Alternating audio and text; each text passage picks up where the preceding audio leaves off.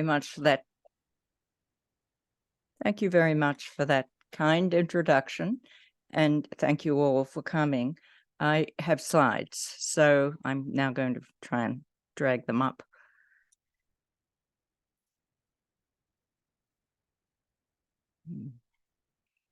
Well, the only thing I'm not sure of is how to make it a slide rather than not the So you line. can at the bottom. Oh, on the right, bottom, on the right. Yeah, here it is. Okay, exactly. Good. Okay, thanks. So, this is one of a series of efforts on my part to sort of try to better understand philosophical issues around anorexia as we learn about it from the science and from the many firsthand accounts that we're reading. And this is really a pretty modest effort. It's more by way of, I think, removing one possible analysis. Although I also, if there's time, then bring up some, what I think of as some rather peculiar linguistic conceptual issues that are left, doing it the way I'm going to try and do it. So, immature faculties is a quote, and just quickly, it's a quote from Mill, and this is actually a notorious passage in Mill's On Liberty, because he thought there could be adults who had immature faculties, as we probably know. I mean, he thought that about whole peoples because he was in the East India Company and justifying colonial expansion.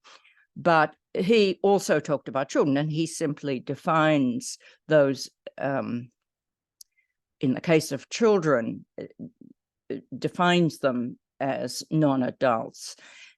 And I raise it partly because I've always been interested in that phrase that he uses, thinking about mental disorder, but also it's his account, and whether we use the word youth or whether we sort of children and youth, or whether we, as we will in a minute, get into what the psychologists, developmental psychologists, tend to talk about adolescence as the stage. I don't know. There's still a great deal of fuzziness and actual disagreement in what the edges are of these categories. So that's Mills, those who have immature faculties, and that'll do us. Sorry. Oh God, now what do? I go back. Yes. My attention here today starts with a quote, and the quote is actually from Christian Perring, who some of you may know. And I'm jumping, sorry. Many children currently treated as having mental disorders are not, in fact, I'm not able to see the whole slide and the exact wording because of this over here, but I'm not sure how to do it. Sorry, I'm making a hash of this.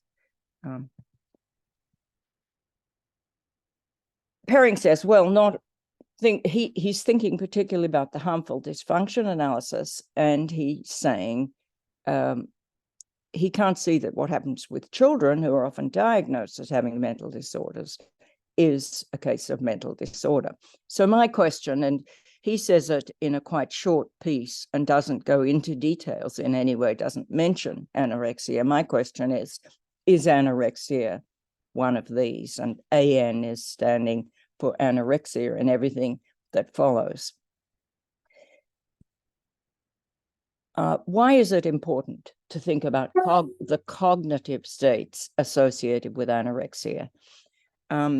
Well, with anorexia, at least what we know so far, there are no established biomarkers. The diagnosis requires a number of things. It requires behavior, that is, the fasting, and it requires states of the body, like low body weight, but they are not alone sufficient for diagnosis. So the phenotypical symptom description has to include psychological states. This picture that I put up is a hunger striker, and near death, I think, a Palestinian, and just one of the many political hunger strikers who we see in the news from time to time. And I do want to say, when I'm talking about hunger striking, I'm not speaking metaphorically, I am speaking literally, as I think this photo that these women have held up suggests. He really is nearly on death's door. And I know that some theorizing about anorexia also says that anorexics are hunger striking. Well, they are not the hunger strikers I'm talking about. I'm talking about this kind of hunger, literal hunger striking. So you have to then have as part of the symptom description for diagnosis, you have to include psychological states. And I will remind you, those who are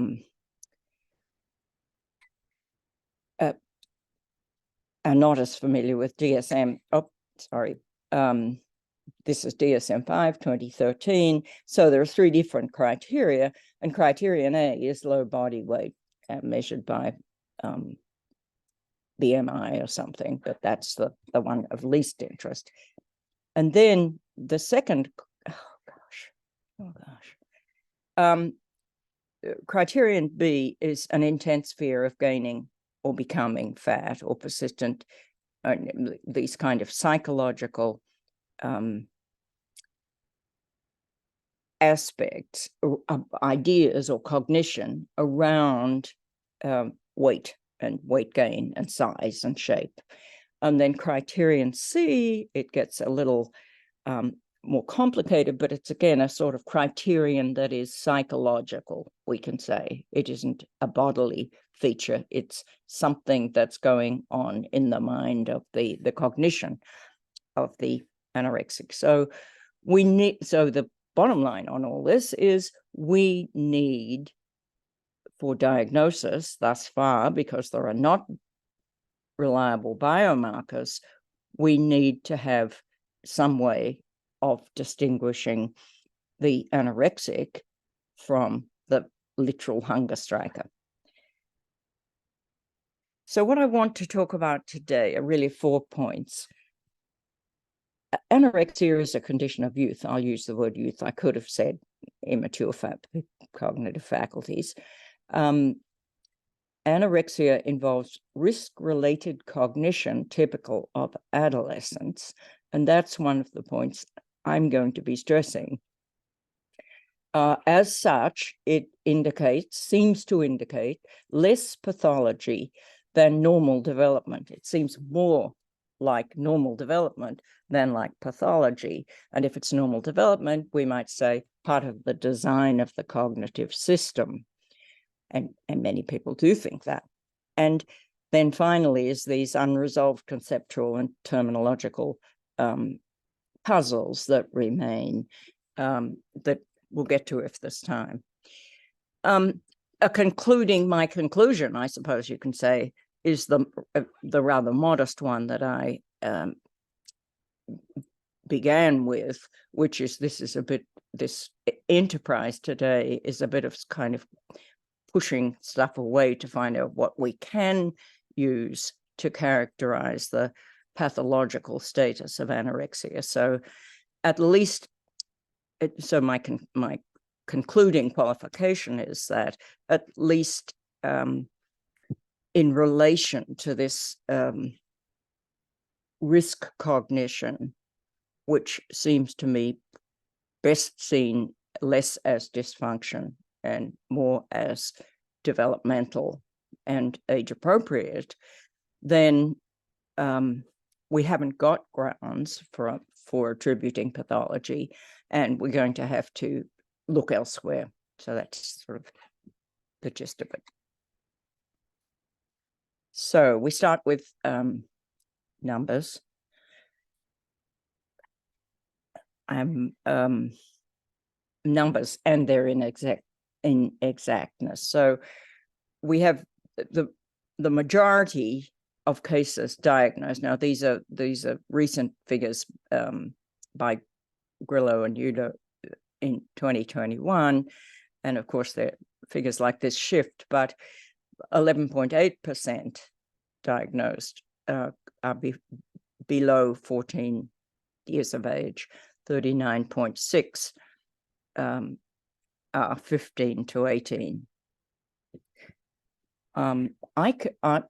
My vision of this is I can't see all of the slide. Is that true for you too? Like the right-hand side of that? No, we can see all of it. You can see all of it. Is there any way I can not see us so that I can see all of it? I think you can move the I can slide. image. Yeah. No, I don't think that. no, it seemed to be taking up too much room, maybe, in my little laptop. Anyway, if you double click on the Zoom window, it's going to take all your screen. I double click on the Zoom window. Stop share for a minute. Can I do that? You can try if you want, yes, to stop sharing and share again. Yeah. And then what do you, but at any rate, the point is that here in this area, which we can call immature faculties, but we can age-wise, it's sort of around some below 14 and then on up, we get the majority of these diagnoses. So in terms of the inexactness of these numbers, of course, there are subclinical cases, you might say prodronal states, because there's a lot of fuzziness around the point at which the symptoms are present enough to diagnose. Then others recently have pointed to sort of other factors like societal changes and social media being a big one, and also some data about the age of puberty in girls, at least, going down and so on. On the other hand, another point made is that kids below 14 are probably still living at home and really are minors, sort of societally speaking. And so their parents are taking them. So at any rate, just to suggest these are fuzzy sort of numbers and maybe shifting, but that's a rough picture. So it is a disorder of youth. During these years, it is now recognized that cognitive development is asynchronous. It's uneven and it's incomplete.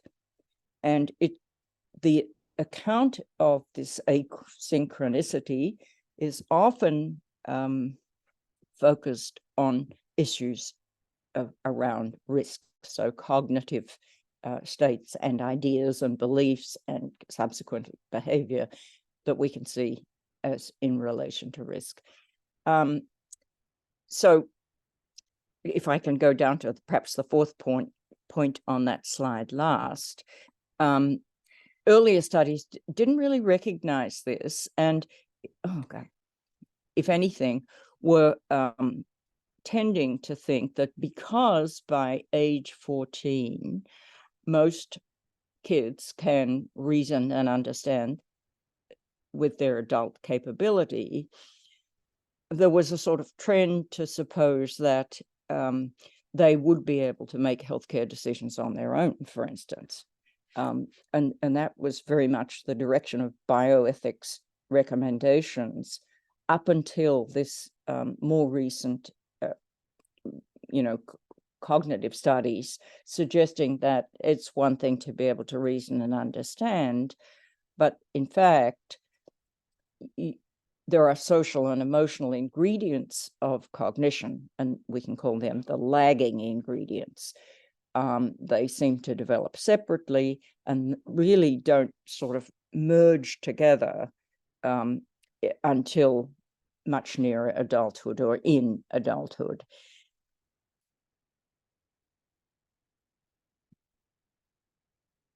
So I don't know really how persuasive this is, because I don't do the neurophysiological stuff very much.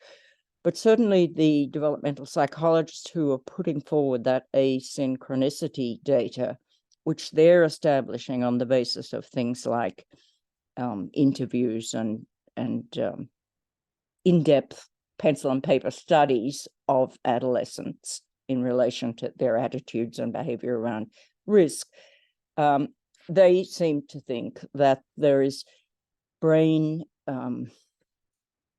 so the lagging neural systems can be identified as a separate part of the brain, or a separate system, so that, as it were, backup for this idea of asynchronous cognitive development to be found in the neural systems. People who talk about information processing have also sort of cottoned onto this idea and been using it, but I am even less able to comment on how that works exactly, except to say that's sort of another angle that the developmental psychologists are using to support the general claims that they've established about this asynchronous development. So they've got all these findings, and these are findings about risk-related cognition and behavior during adolescence. So it's in our category. Adolescents are more given to risk-taking, particularly in the presence of peers. They're more socially oriented and sensitive to evaluation by peers. They're more reactive to their own emotions and to rewards. There's a heightened valuing of the excitement and social status conferred by risks, and future-oriented consequences of their decisions and behavior are more regularly discounted than they would be in an adult, and when discounting can mean everything, but including disregarding, ignoring, and so on, proceeding despite. So that's a kind of general account of risk-related cognition and behavior, widely established in many, many, many studies. One of the issues for me is how closely that set of data, most of which is not about eating disorder behavior, matches the, as it were, almost independent data that we have about anorexia. Once we think about anorexia, particularly in relation to risk cognition, this is a rare example, actually. This is just one study which did combine eating habits, sexual activity, and alcohol use. It confirmed all those generalizations that were on the previous slide. But what's interesting about it is that it does recognize what I'm saying has rather not been recognized, which is the mesh between those two sets of examples around risk cognition, risk-related cognition. I have my theories about why they have proceeded so far apart, which, if you ask me at question time, I'll expose, but they're just theories. So I do see, or I do encourage you to see that there's a kind of risk. If we think of, if our center is risk-related cognition in anorexia, then we can kind of see an interconnected, coherent, and comprehensive sort of way of thinking. And I have actually written a little bit about this, and I had called it the anorexic frame of mind. In other words, taking in will and preferences and everything. So you get the fear of being fat, which is one of the DSM's sort of criteria, of course, promotes self-starvation or fasting, valuing thinness so much, or viewing self-starvation as a supreme achievement, which we're told on the data, based on the data on anorexia, are very standard aspects of anorexic psychology, will of course lead to discounting of the health risks, the future risk of illness through starvation. And then once you've discounted, well, you don't really care about the longer term health risks, then you're giving permission, as it were, for the risky behavior, for the self-starvation. So I think they do form a fairly robust frame of mind if you put them together like that, persuasive, if you're thinking in terms of risk.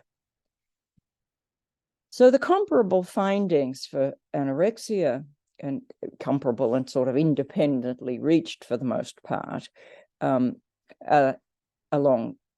the following lines, and this is sketchy, but you have people like Jacinta Tan, who's been working on anorexic cognition for years and years in a clinical setting, and doing a great deal of work trying to understand the ideas and values and beliefs.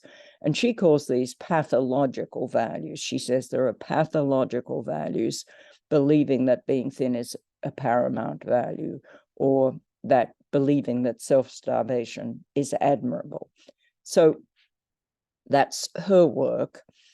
Then there are lots of fascinating ethnographic studies confirming an extreme emphasis on peer relationships, the role of peers in risk assessments and risky behavior, mediated by peer relationships, has been established. And what's interesting to me partly is that some of this work is being done less by straight psychologists and a great deal in medical anthropology, and particularly Warren keeps coming up. Then there's very important field work describing how peer influence intensifies among these, in the case of the group that Warren was studying. It was a group of young women in inpatient treatment settings. So if you are already likely to be influenced, you will be more influenced by peers. At least this was her observation, when you have a cluster of young women in this inpatient place, all being treated for anorexia. And those are all kind of standard things. Then the other bit that seems to me to feed into this idea of comparable findings is from some sociological and psychological writing about pro-ana and inspiration rhetoric, all the ways in which social media seems to magnify peer influence, in fact, magnify to the point some have suggested of a kind of contagious effect that's taking place, that's influencing these people who are, some of whom will become diagnosed with anorexia. So that's sort of my comparable findings. And now I get on to the third point, which is if in fact the risk-related cognition in anorexia is really part and parcel of the age at which these people are succumbing to anorexia or being diagnosed with anorexia, there seems a problem because if it's normal development, then it's normal development. And yet anorexia is standardly known as, well, variously, but as pathology, as dysfunction, as disorder, as disease. And indeed, it has even been described as a sort of brain deficit disorder. If anorexia is heedlessness, and I use that as a kind of shorthand for all the attitudes around risk, which seem sort of heedless of consequences, and seemingly distorted risk evaluations and risky behavior, if they're age relatively typical of cognitive development, then does that preclude describing them as illness or pathology or dysfunction or disorder? So that's my sort of issue. If we go back to cognitive development as a design system, we remember that people like Piaget, who's there with the little kids, had this really set the stage for developmental psychology with this account of age-limited features being necessary steps in a progression towards more mature understanding and reasoning, very much part of the design of the system.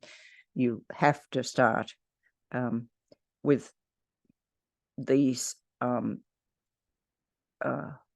not going to use deficient, but you have to start sort of at the bottom and you work your way up, and you can't get to where you want to end up unless you have gone through these intermediate steps of cognitive development. As I understand it, that's Piaget, and it's also standard cognitive development in psychology. People recently, prone as we all are these days to Darwinian speculations, have actually sort of pushed that another step, and it's not necessarily a step that I think I want to take, but I draw your attention to it, where they're saying, oh, well, adolescence is of its nature such that, for good Darwinian reasons, such that you take more risks, and particularly it's been said in relation to risk. So it's a kind of transitional period, producing a creature optimally primed to move out into unfamiliar territory, the sort of thing.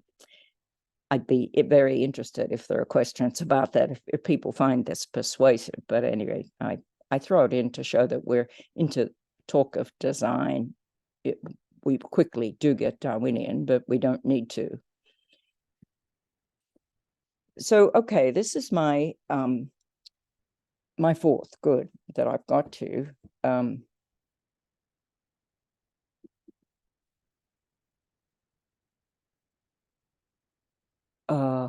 Remaining and unresolved conceptual and terminological puzzles, and I really mean unresolved. This is where I need help. I've sort of sorted it into three separate questions, not really, really only to show the complexity and push one aside pretty quickly. When does anorexia become a diagnosable disorder? We call that the when question. Why is anorexia regarded as a disorder? Why or whether, obviously. And if it's a disorder, when is the label of disorder appropriate? From the start or only later? So I'm calling that the how described question. The when question is the one I think we can get rid of quickly. There is the prodrome and the postdrome and uncertain boundaries, and this is problematic. And for instance, I have worked on slight variations between DSM-5 and the ICD with 2020, which just came out with the practice guidelines, which are very puzzlingly discrepant on the question of how how little, what must the BMI of the patient be before she can be said to be out of anorexia and recovered. And similarly, what must the BMI of the patient be so that it is appropriate to to say she's out of the prodrome, she's into the syndrome of anorexia. So diagnosis is appropriate and treatment, obviously. So I'm just setting that aside. It's a kind of, it's more than a medical question, but it's not untypical of a lot of disorders, including lots of physical disorders and lots of psychological disorders. So I'm going to move on from that. Just to say, I'm not confusing what I now want to look at with that, although it would be, I may have in the past made just such a confusion. But other weather question and why? Well, anorexia is harmful. There's no doubt about that. Or this constellation of behaviors and ideas is it dysfunction? It certainly seems to be a syndrome, although even that, I think, has been challenged in various ways with cross-cultural studies and changes through time and various things. But is it more than that in a kind of entity inherent in the subject? And I'm somewhat thinking about those anthropologists of medical anthropology studies here, because they are so emphatic that we fall into difficulties thinking about disorder, in part because we buy too heavily into a kind of methodological individualism, where if it's a disease, then it's in a person, that kind of issue. It's certainly, even 10 years ago, used to be sort of hoped that we would find an anorexic gene. I think now we've all been disabused of that. We're not going to find one anorexic gene. Everyone admits it's polygenetic, and it involves immensely complicated environmental gene interactions. These are transformations, and I'm going to quote. I think this is a quote from Justin Garson, because he thinks that there's a lot of misapprehension. Really, mistakes get made when we begin to talk about genes and various mental disorders, and I believe that much of what's written, even when there has come to be complete agreement that anorexia is polygenetic and involves environmental interactions, still we get this sort of misunderstanding a bit. And his way of saying it is to say, you have to be careful. It's not merely that the gene is enabled by the environment. It's safer to think in terms of the environment and the gene co-constructing. It's just a kind of small difference, but it's a different way of looking at it. And we don't have to go far thinking about all the ways in which co-constructions and transformations occur with anorexia. This immense complexity of all these elements, which have been increasingly being recognized in these very, very complex and elaborate models. I have particularly been struck by the third of these, prenatal, perinatal, or when the child is young, parenting related, because it strikes me that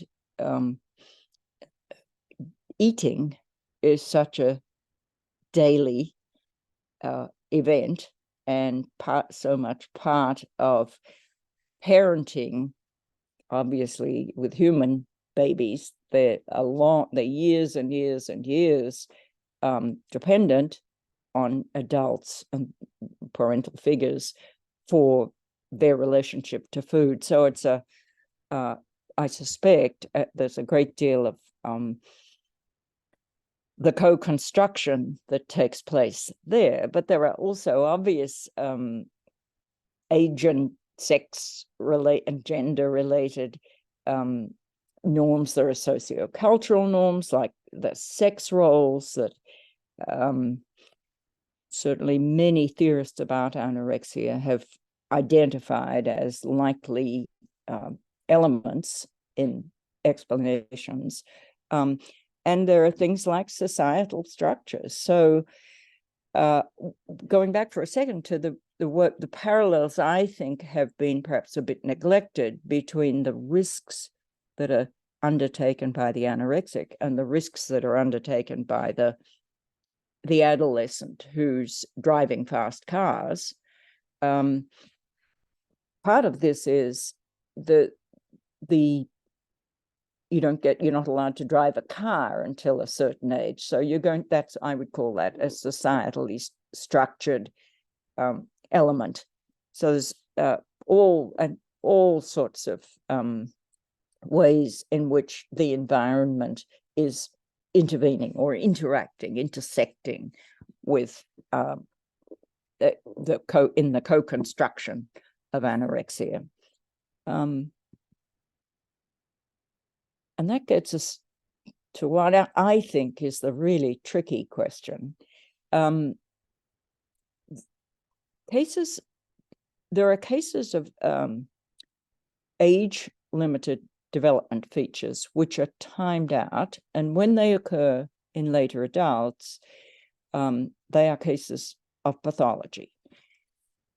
And so I suppose the suggestion is, well, can we call them pathology in the later case and not pathology in the earlier case? So the example that I use is that 3- and 4-year-olds do not distinguish. I mean, it is an aspect of their cognition that they do not readily distinguish between reality and fantasy, or the real and the imagined, right? It's just what little kids are like. It's part of their 4-year-old charm that they live in this netherworld sort of both sometimes.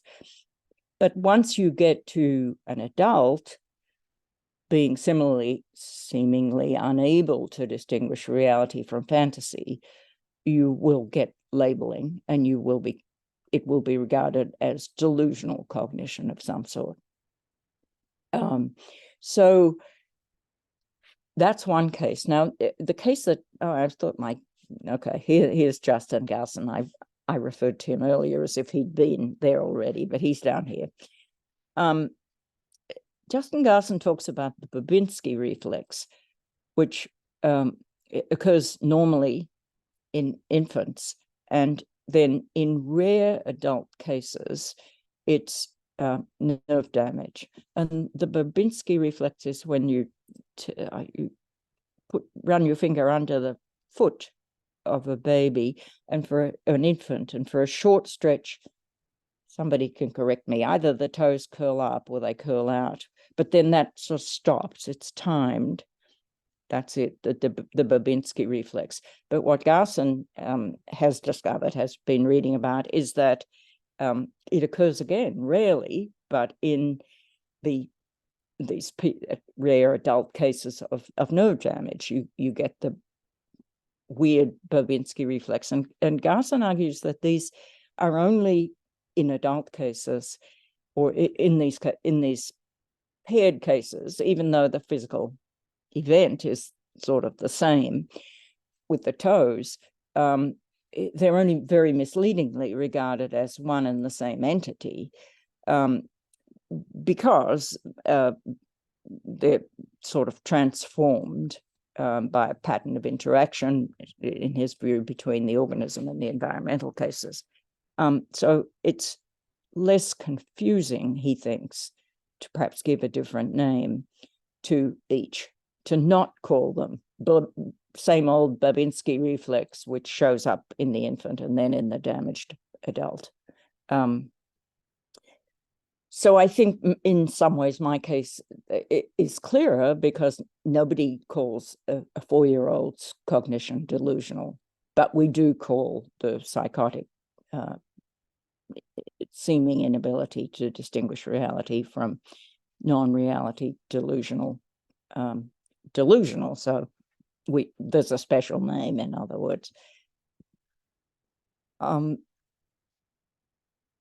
Can the risk-taking and heedlessness of adolescents be viewed as a distinct kind of cognition, better not confused with non-adolescent risk-taking, is then the question. And here we are at the point where I don't know the answers, but a problem seems to me that in the case we're interested in, the risk cognition, there's no cutoff. So in the case of Babinski, or in the case of the reality fantasy, there's a gap. So the child of 4 can't distinguish reality from fantasy. By 10, she can. And then maybe by 30, she has a psychosis and can't again. But it's not a continuity. So that failure of continuity seems to, as it were, invite us to find different language over time. And similarly with the Babinski case. So there's a early Babinski, it stops, and then whatever we're going to call it happens in rare cases later. There's a big gap in between. Another issue, I would like to hear people's views of this, and I'm not sure I even understand myself here, but there seems to be a kind of over-determination going on. If we have to say both that this risk cognition typical of age-appropriate immaturity is both a disorder and is typical, because each would seem as a sufficient explanation on its own. So I think that's what at least Freud called over-determination, right? You've got too many explanations. I'm not sure where to go there, but it seems problematic. The sort of temporary conclusion I've reached, the tentative conclusion I've reached, is that this is a big issue of deciding these questions of language, of description. I'm not sure we're going to sort of find an answer which is categorical. I think we may be needing to weigh considerations. And there are, of course, very obvious considerations in this area when we're talking about anorexia. So, for instance, the way our medical system is structured, you need a diagnosis, you need labeling, and without it, you won't get the medical treatment, and which is likely to be the only option for worried families. And certainly when we're talking about the younger age group, they're very worried. There is also some interesting, fairly recent data suggesting that of the various mostly not very adequate treatments, so there's no very good treatment for anorexia that anyone's found yet, but among the best of the not good, it has been established that they think that the earlier you get on with it, the more effective you're going to be. It's more likely that the subject will get better. So that suggests a really strong argument in favor of early diagnosis, getting there early and getting going on it. On the other hand, we are well aware of the the effect of diagnosis and the effects of medicalization. And it's particularly something to think about, given what we also know is going on with identity questions in these kids, many of whom we would say are still just quite young and figuring out who they are and figuring out, what sort of person, how they should be understood, how they should understand themselves. So there is a real risk around identity in, I want to go back,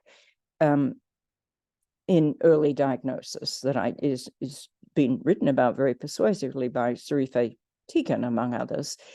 There are also, of course, false positives. And given that there's so much that we still don't understand about anorexia, exactly which ones end up having been false positives, and who knows, but I mean, everyone concedes that false positives are an issue.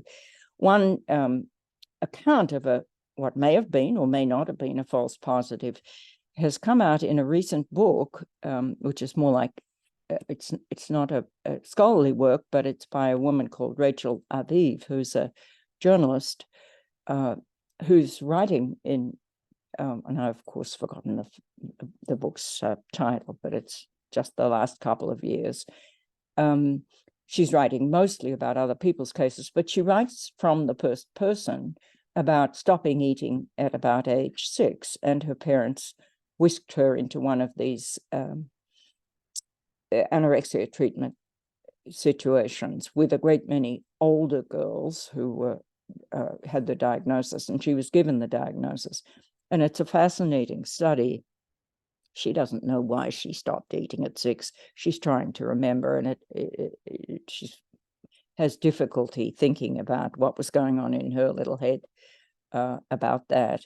But it's a very fascinating, in-depth study that sort of illustrates the point that this is going to affect self-identity, and not perhaps in a very positive way. Okay, so that's the end of anything positive I've got to say. My concluding qualification then, at most, I think I've excluded one basis for attributing pathology. I suspect I have.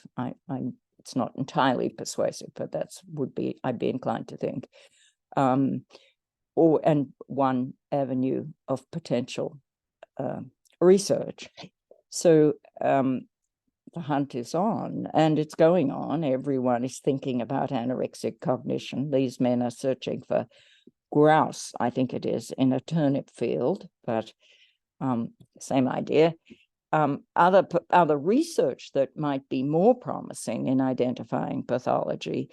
There's a lot of work being done on disturbed proprioceptive experiences, or what's sometimes called interoception, which might be thought to kind of generate these and perpetuate these mistaken ideas about size and shape. And some of the most interesting part of that work is being done by a guy called Stephen Gatsby. More recently, and his work goes, back for the last 5 years.